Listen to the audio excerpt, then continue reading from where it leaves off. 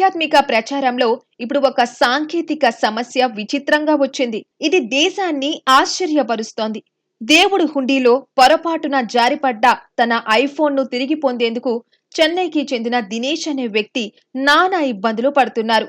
Dinesh iPhone చెన్నైలోని తిరుపురూర్ మురుగన్ దేవాలయంలోని హుండీలో పడిపోయింది. అయితే హుండీలో పడిన ఐఫోన్ దేవుడికే చెందుతుందంటూ దినేష్ కు Tamil Nadu Hindu religious and endowment శాఖ అధికారులు తేల్చి చెప్పారు. సెల్ ఫోన్ లోని డేటా తీసుకొని ఫోన్ ఇచ్చేయాలని అధికారులు తనను అడిగారని దినేష్ వెల్లడించారు.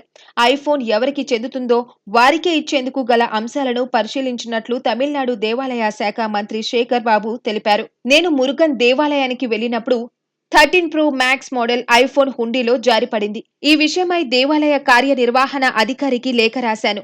హుండీని తెరిపించినప్పుడు నాకు సమాచారాన్ని ఇస్తానని అధికారులు చెప్పారు.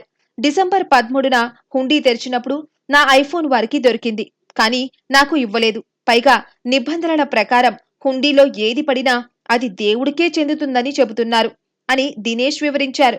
Hindu religious and endowment department joint commissioner Rajalakshmi దేవాలయ కార్యనిర్వహణ అధికారి కుమారవేల సమక్షంలో దేవాలయ హుండీని డిసెంబర్ 13న తెరిచారు.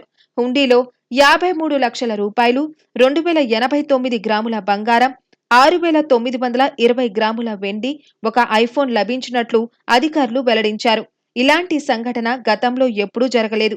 ప్రత్యేక మినహాయింపు ఇచ్చి ఎలక్ట్రానిక్ వస్తువులను వాటి నిజమైన యజమానులకు అప్పగించాలా వద్దా అనే విషయంపై పై అధికారులే నిర్ణయిస్తారు అని కుమారవేల చెప్పారు. 6 అడుగుల ఎత్తున్న హుండీలో ఫోన్ పడే అవకాశమే లేదన్న కార్యనిర్వహణ అధికారి వ్యాఖ్యలపై స్పందిస్తూ పొరపాటున ఫోన్ పడిపోయింది అని దినేష్ అన్నారు. తరువాతి ప్రశ్నలకు ఆయన సమాధానం ఇచ్చేందుకు ఇష్టపడలేదు.